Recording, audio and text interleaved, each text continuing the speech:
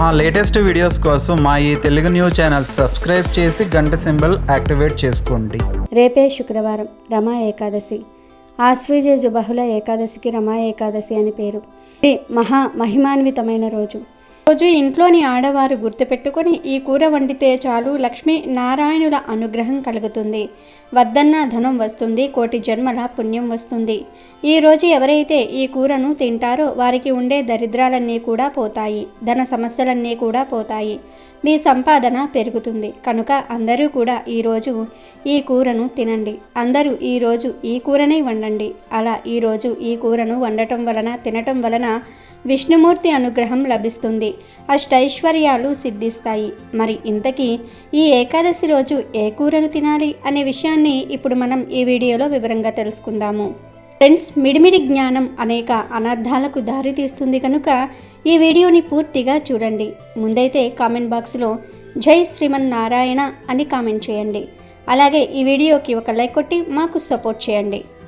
ఏడాది పొడవునా నెలకు 2 పక్షాలు ఉంటాయి. ఒకటి శుక్లపక్షము, రెండవది కృష్ణపక్షము. పక్షానికి ఒక ఏకాదశి చొప్పున 24 ఏకాదశులు ఉంటాయి. ప్రతి నెల అమావాస్యకు పౌర్ణమికి ముందు ఈ ఏకాదశులు వస్తాయి. ప్రతి నెలలో పౌర్ణమికి ముందు వచ్చే ఏకాదశిని శుద్ధ ఏకాదశి అంటారు. సంవత్సరం మొత్తంలో ఇటువంటి శుద్ధ ఏకాదశులు 12 ఉంటాయి. ప్రతి నెల అమావాస్యకు ముందు వచ్చే ఏకాదశిని బహుళ ఏకాదశి అంటారు. సంవత్సరం మొత్తంలో ఇటువంటి బహుళ ఏకాదశులు 12 ఉంటాయి.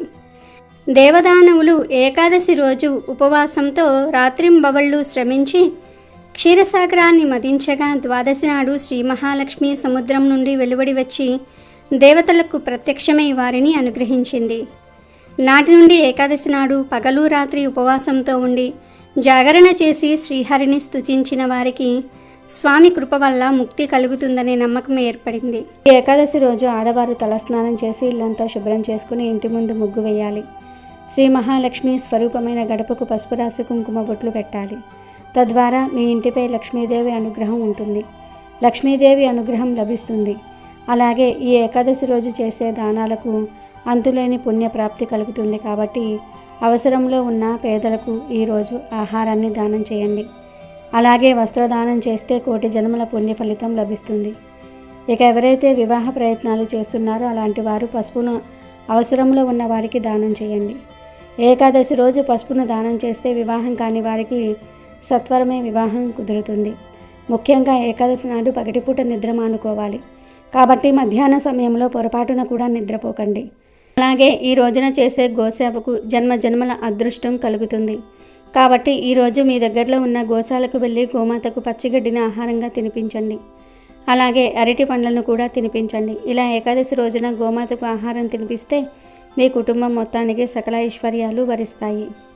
ఒకసారి ధర్మరాజు శ్రీకృష్ణునితో, ఓ జనార్దన, ఆశ్వయుజ మాస కృష్ణపక్షంలో వచ్చే ఏకాదశి పేరేమిటి? దాని గురించి నాకు తెలుసుకోవాలని కుతూహలంగా ఉంది అని అన్నాడు. అప్పుడు శ్రీకృష్ణుడు జవాబిస్తూ, ఓ ధర్మరాజా, ఆశ్వయుజ మాస కృష్ణపక్షంలో వచ్చే ఏకాదశి పేరు రమా ఏకాదశి. అది సమస్త పాపాలను హరిస్తుంది. ఇప్పుడు ఈ పవిత్ర ఏకాదశి మహిమను విను అని ఇలా చెప్పసాగాడు. ఓ ధర్మరాజా, చాలా కాలం క్రిందట ముచుకుందుడు అనే ఒక ప్రఖ్యాత రాజు ఉండేవాడు. అతడు స్వర్గరాజు, ఇంద్రునికి మంచి మిత్రుడు.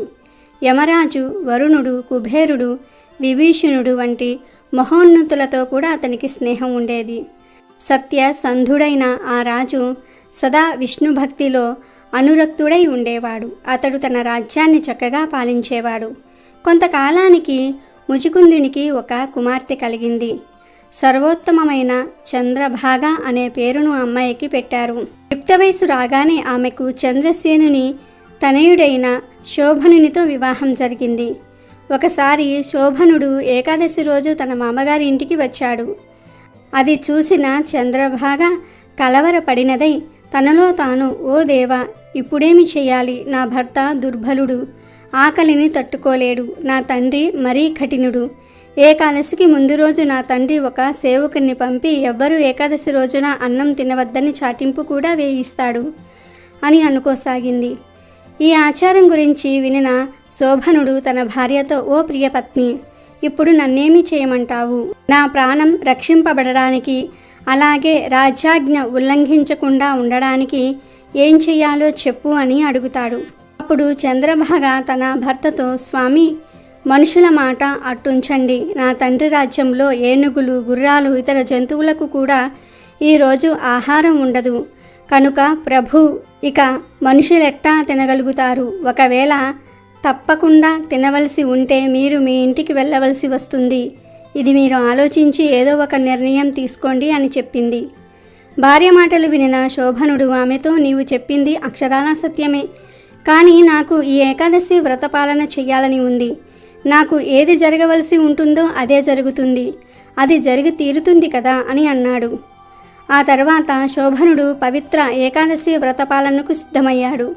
కానీ అతడు ఆకలి దప్పికలతో నీరసించిపోయాడు. ఇంతలో సూర్యాస్తమయం అయ్యింది. వైష్ణవులు, పుణ్యాత్ములు అందరూ కూడా ప్రసన్నులయ్యారు. ఆ రాత్రి వారంతా సంకీర్తన, అర్చనలతో గడిపేశారు. కానీ ఆ రేయి గడవటం శోభనుడికి అసాధ్యమయ్యింది. సూర్యోదయం లోపలే అతడు దేహం చాలించాడు. ముచుకుందుడు శోభనుడికి చందనపు కట్టెలతో చితి చేర్చి దహన సంస్కారాలు చేశాడు. ముచుకుందుని ఆజ్ఞ మేరకు చంద్రభాగ సతీ సహగమనం మానుకుంది. భర్తకు అంత్యక్రియలు జరిగిన తర్వాత ఆమె తండ్రి ఇంట్లోనే నివసించసాగింది. ఇంతలో రమా ఏకాదశి వ్రతపాలన ప్రభావంగా శోభనుడు దేవపురమనే రాజ్యానికి రాజుగా జన్మించాడు. ఇతనికి పూర్వజన్మ జ్ఞాపకం ఉంది. ఆ రాజ్యం మందర పర్వతం పైన ఉన్నది. రత్న కంచితమైన బంగారు స్తంభాలు కలిగినట్టిది.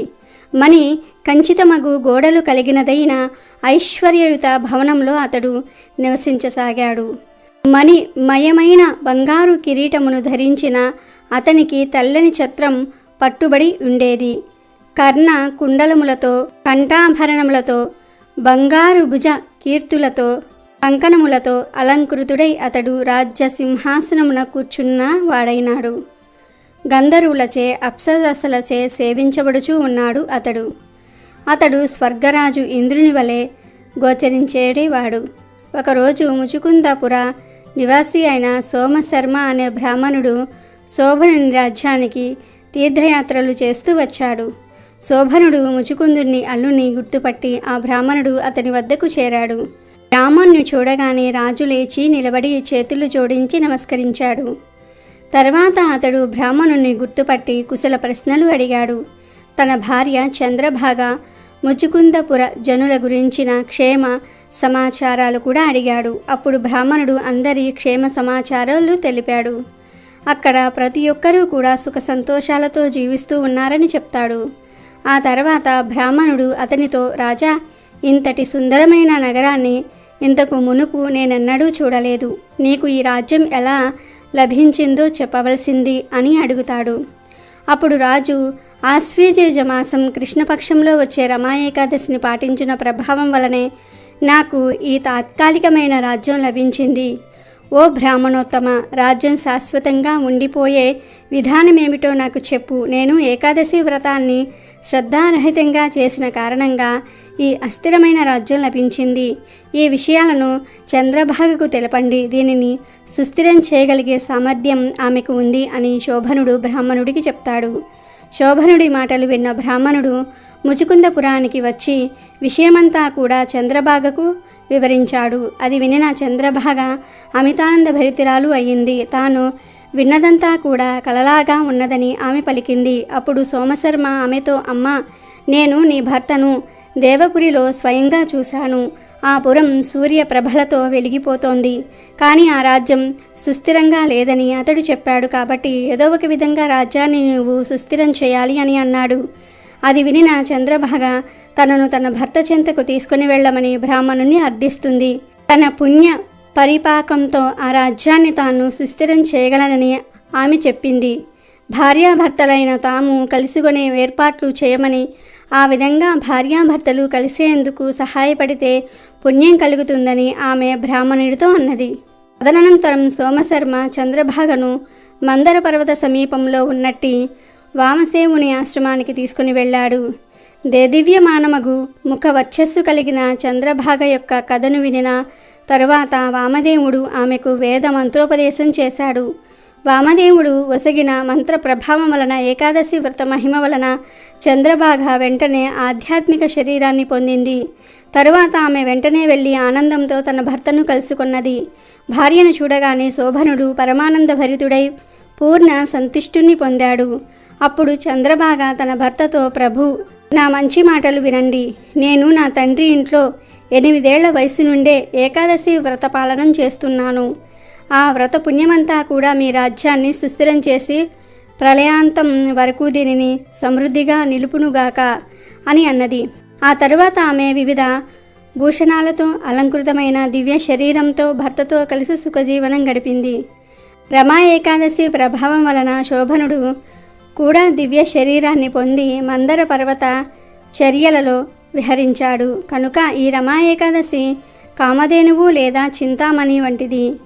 రాజా, పరమ మంగళమైన రమా ఏకాదశి మహిమను నీకు వివరించాను. దీనిని ఖచ్చితంగా పాటించేవాడు బ్రహ్మహత్య పాతకం వంటి పాపం నుండైనా సరే నిస్సందేహంగా బయటపడగలుగుతాడు.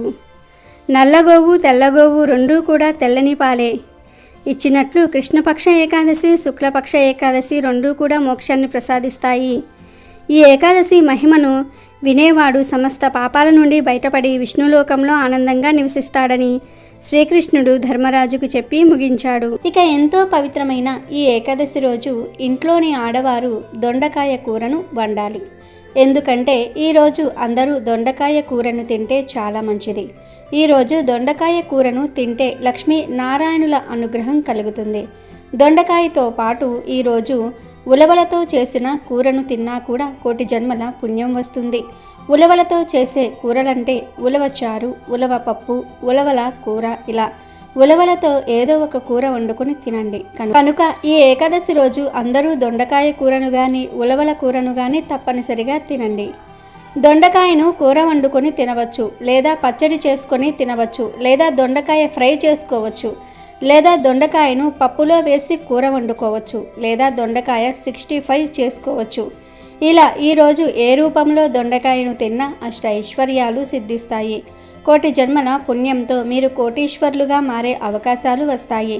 లేదంటే ఈరోజు ఉలవలతో ఏదో ఒకటి వండుకొని తిన్నా కూడా లక్ష్మీ నారాయణుల అనుగ్రహం కలుగుతుంది. దరిద్రాలన్నీ కూడా పోతాయి.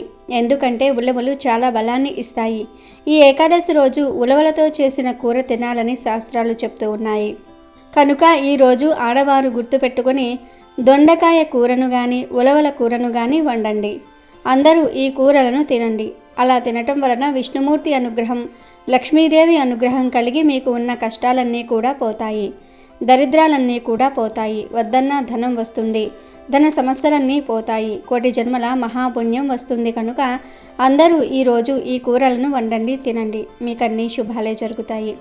ఇక ఈ ఏకాదశి రోజు పొరపాటున కూడా నాన్ వెజ్ తినకూడదు. అంటే గుడ్డు, చికెను, మటన్, రొయ్యలు, పీతలు, నత్తలు, చేపలు ఇలాంటివి ఏమీ కూడా తినకూడదు. గుడ్డును చాలామంది నాన్ వెజ్ కాదనుకొని తినేస్తూ ఉంటారు. కానీ గుడ్డు కూడా నీచే. ఏకాదశి రోజు గుడ్డు కూడా తినకూడదు. కనుక ఈరోజు ఇంట్లో మాంసాహారం వండవద్దు, తినవద్దు. ఇంట్లో అనే కాదు, మీరు బయట కూడా నాన్ వెజ్ తినకూడదు. అంటే రెస్టారెంట్స్లో, బజార్లో, నూడిల్స్ బళ్ళ దగ్గర, బిర్యానీ షాపుల దగ్గర, బజ్జీ బళ్ళ దగ్గర ఎక్కడా కూడా నాన్ వెజ్ తినకూడదు. కేవలం కూరల రూపంలోనే కాదు, ఏ రూపంలోనూ కూడా నాన్ వెజ్ను తినకూడదు.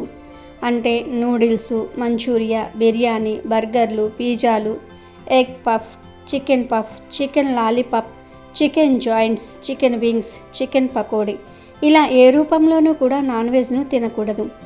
చివరికి కేకును కూడా ఈరోజు ముట్టుకోవద్దు. ఎందుకంటే కేకులో గుడ్డు కలుస్తుంది, అది కూడా నీచే కనుక తినకూడదు. ఇలా ఈ ఏకాదశి రోజు ఏ రూపంలోనూ కూడా నాన్ వెజ్ తినకుండా జాగ్రత్తగా ఉండండి. కాదని ఈరోజు నాన్ వెజ్ తింటే దేవతల ఆగ్రహానికి గురి అవుతారు. ఇక మీరు ఎన్ని పూజలు చేసినా ఫలితం రాదు, దరిద్రాన్ని అనుభవిస్తారు. కనుక అందరూ కూడా ఈరోజు ఈ ఆహార నియమాలను పాటించండి. ఈ ఏకాదశి రోజున చేసే విష్ణు పూజలకు కోటి జన్మల పుణ్య ఫలితాన్ని పొందవచ్చు. కాబట్టి ఈ ఏకాదశి నాడు తప్పకుండా విష్ణుమూర్తిని కానీ వెంకటేశ్వర స్వామిని కానీ పూజించండి.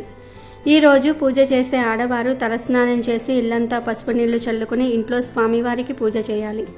స్వామివారికి అత్యంత ప్రీతికరమైన వాటిల్లో తులసి దళాలు ఒకటి.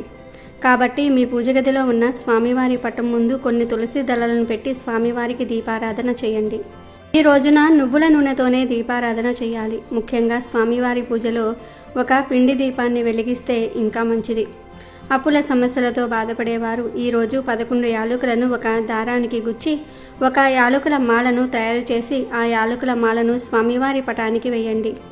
ఈ రోజున స్వామివారికి యాలకుల మాలను సమర్పిస్తే అప్పుల సమస్యలన్నీ కూడా తొలగిపోతాయి. ఇక స్వామివారికి నైవేద్యంగా ఒక బెల్లం ముక్కను నివేదించండి. ఇంకా ఏకాదశి స్వామివారిని పూజించేటప్పుడు ఓం గోవిందాయ నమః అనే మంత్రాన్ని చదువుతూ పూజ చేయండి. చివరిగా స్వామివారికి హారతి ఇచ్చి నమస్కారం చేసుకోండి. ఈ విధంగా స్వామివారిని పూజించుకొని ముఖ్యమైన నియమాలను పాటించడం ద్వారా మీ జీవితంలో ఉన్న కష్టాలన్నీ కూడా తొలగిపోయి స్వామివారి అనుగ్రహంతో ఐశ్వర్యం సిద్ధిస్తుంది. ఏకాదశి రోజున పసుపు రంగు వస్త్రాలను వేసుకుంటే జాతక దోషాలన్నీ కూడా తొలగిపోతాయి. అంతేకాదు ఈ ఏకాదశి రోజున తులసి దళాలను కొయ్యకూడదు. కాబట్టి పూజలో ఉపయోగించే తులసి దళాలను ఒకరోజు ముందుగానే సిద్ధం చేసుకోండి. ఏకాదశి రోజున తలకు నూనె రాయకూడదు. ఏకాదశి రోజున తలకు నూనె పెట్టుకుంటే ఆయుష్ తగ్గిపోతుందని అంటూ ఉంటారు. మీ ఇంట్లో ఆదాయానికి మించిన ఖర్చులు ఉంటే ఈ ఏకాదశి రోజున మీ ఇంటి గుమ్మానికి నిమ్మకాయలు కట్టుకోండి. అలా కట్టడం వలన మీ ఇంటికి ఉన్న డబ్బు సమస్యలు తొలగిపోతాయి. ఈ ఏకాదశి రోజున ఒక పసుపు వస్త్రం తీసుకొని అందులో 7 లవంగాలు వేసి వాటిని మూట కట్టి దాన్ని మీ బీరువాలో పెట్టుకోండి. ఏకాదశి రోజున ఇలా చేస్తే మీ ఇంట్లోకి విపరీతంగా డబ్బు వస్తుంది. అలాగే ఈ ఏకాదశి రోజున ఏదైనా విష్ణుమూర్తి ఆలయానికి వెళ్ళి ఆలయంలో ప్రదక్షిణాలు చేస్తే చాలా మంచిది. ఏకాదశి రోజున ఇంట్లో పూజ చేసేవారు ఉల్లిపాయ, వెల్లుల్లి వంటి ఆహార పదార్థాలను తినకూడదు. పవిత్రమైన ఈ ఏకాదశి రోజు మీరు గుప్పెడు తులసి ఆకులు తీసుకొని స్నానం చేసే నీటిలో వేసుకుని స్నానం చేయటం వలన శ్రీ మహావిష్ణువు ఆశీస్సులు కలుగుతాయి. అంతేకాదు మీ శరీరంలోని వ్యాధులన్నీ కూడా నయమవుతాయి. మీ దేహానికి నూతన శక్తి వస్తుంది. దరిద్రం మొత్తం పోయి పట్టిందల్లా బంగారమే అవుతుంది. ఇలా స్నానం చేస్తే మీ నాడీ వ్యవస్థను, శరీరాన్ని తులసి ఆకులలోని ఔషధ గుణాలు శుద్ధి చేసి నూతన చైతన్యాన్ని కలిగిస్తాయి. కాబట్టి ఎంతో పవిత్రమైన ఏకాదశి రోజు ప్రతి ఒక్కరూ కూడా ఇలా స్నానం చేసే ముందు బకెట్లో గుప్పిడి తులసి ఆకులు వేసుకుని చిటికెడు పసుపు కూడా వేసుకుని స్నానం చేయండి. తులసి ఆకులు అందరికీ అందుబాటులో ఉంటాయి. తులసితో స్నానం చేస్తే శరీరం శుద్ధి అవుతుంది. అదేవిధంగా ఈ ఏకాదశి రోజు 11 సార్లు శ్రీరామ రామ రామేతి రమే రామే మనోరమే సహస్రనామ తత్తుల్యం రామనామ వరాననే అనే ఈ మంత్రాన్ని పఠిస్తే చాలా మంచిది. విష్ణుమూర్తి అనుగ్రహం కలుగుతుంది. మీకు అన్ని శుభాలే జరుగుతాయి. ప్రత్యేకించి ఏకాదశి రోజు ఉదయం స్నానం చేసుకుని చక్కగా మంచి దుస్తులు ధరించి దగ్గరలో ఉండే వేప చెట్టు దగ్గరకు కానీ ఉసిరి చెట్టు దగ్గరకు కానీ వెళ్ళండి. వెళ్ళి ముందు ఆ చెట్టుకు చెంబుడు నీళ్లు సమర్పించండి. తర్వాత వీలు కుదిరితే చెట్టు చుట్టూ 11 ప్రదక్షిణలు చేయండి. అలా ప్రదక్షిణలు చేసిన తర్వాత చెట్టును 11 సార్లు తాకండి. అలా తాకేటప్పుడు మాకు ఉన్న కష్టాలన్నీ పోవాలి, మా ఇంటికి లక్ష్మీదేవి నారాయణుడితో సహా వచ్చి తిష్ట వెయ్యాలి, మాకు ధనలాభం కలగాలని కల్పన చెప్పుకోండి. ఆ తర్వాత కాసేపు ఆ చెట్టు కింద కూర్చోండి. 2 నిమిషాలు కూర్చొని చెట్టు నుండి వచ్చే గాలిని పీల్చండి, ప్రకృతిని ఆస్వాదించండి.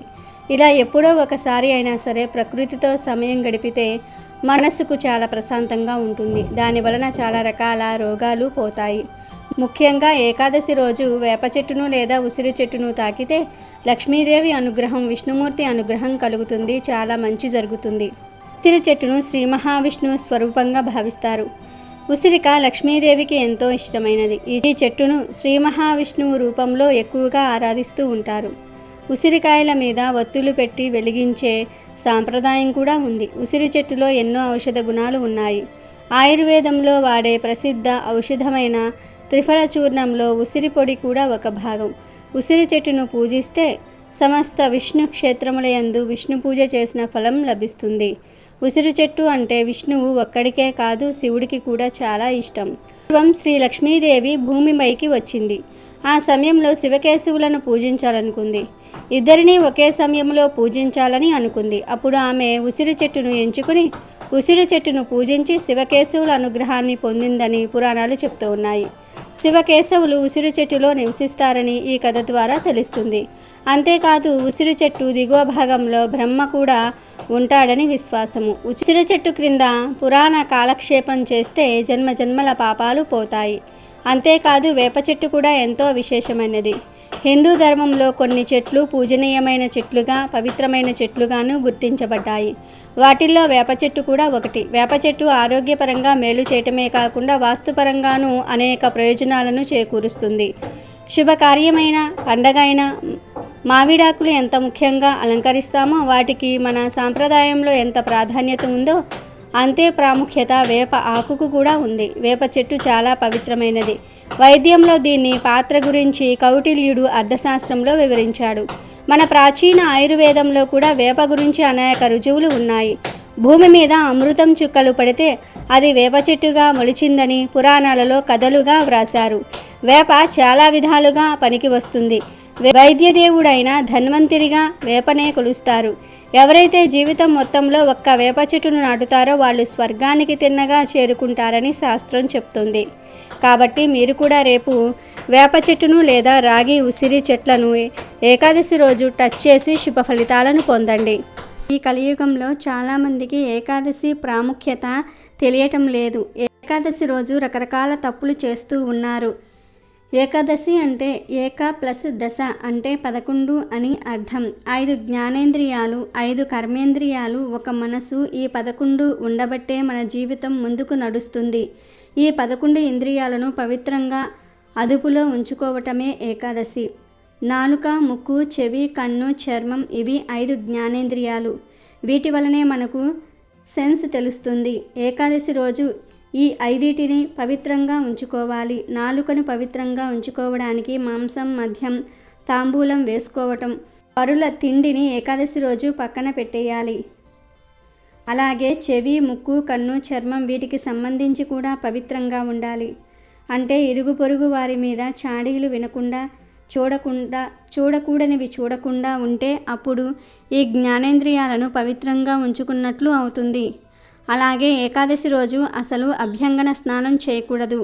అంటే తలంటు స్నానం చేయకూడదు. ఎందుకంటే అది భోగదాయకం. అలాగే ఏకాదశి రోజు క్షవరం చేయించుకోకూడదు. తల మీద నీళ్లు పోసుకుని స్నానం చేయొచ్చు.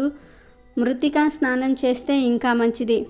మృత్తికా స్నానం అంటే మట్టిని, నువ్వుల పిండిని, ఆవు పేడను ఈ మూడిటిని కలిపి ఒంటికి పట్టించుకొని స్నానం చేస్తే దానిని మృత్తికా స్నానం అంటారు. ఈ 3 పదార్థాలు దివ్యమైన ఔషధ గుణాలను కలిగి ఉంటాయి. ఈ మృత్తికా స్నానం చేసే శరీరానికి చాలా మేలు జరుగుతుంది. వాక్కు, చేతులు, కాలు, మలద్వారం, మూత్రద్వారం ఈ 5 కర్మేంద్రియాలు. ఈ కర్మేంద్రియాలతో కూడా ఎటువంటి తప్పులు చేయకూడదు. అంటే పరులను నిందించకూడదు, బాధ పెట్టకూడదు. పాషాండులతో చర్చలకు, వాదనలకు దిగకండి. అలాగే దశమి రాత్రి నుండి ద్వాదశి రోజు పారణ చేసే వరకు బ్రహ్మచర్యం పాటించాలి. ఇలా ఈ తప్పులు చేయకుండా ఉండగలిగితే గనుక జ్ఞానేంద్రియాలు, కర్మేంద్రియాలు, మనసు ఇవన్నీ పవిత్రంగా ఉంటాయి. ఇది ఏకాదశి చేసే పద్ధతి. దీనితో పాటు ఏకాదశి పూజ చేసుకోవాలి. ఏకాదశి ఉపవాసాన్ని 12 ఏళ్లలోపు పిల్లలు, 65 ఏళ్లు దాటిన వృద్ధులు చేయకూడదు. ఏకాదశిని గృహస్థులు, బ్రహ్మచారులు, సన్యాసులు, వితంతువులు ఎవరైనా సరే చేసుకోవచ్చు. ఏ కులం వారైనా సరే చేసుకోవచ్చు. కాబట్టి ఆరోగ్యపరంగా, ఆధ్యాత్మిక పరంగా ఎన్నో ప్రయోజనాలు అందించే ఏకాదశిని ఎవ్వరూ వదలవద్దు. ఏకాదశిని ఆచరించి శుభ ఫలితాలను పొందండి. విష్ణుమూర్తి అనుగ్రహంతో సంతోషంగా జీవించండి. వీడియో నచ్చితే లైక్ చేయండి, షేర్ చేయండి, బట్ సబ్స్క్రైబ్ చేసుకోవడం మర్చిపోవద్దు.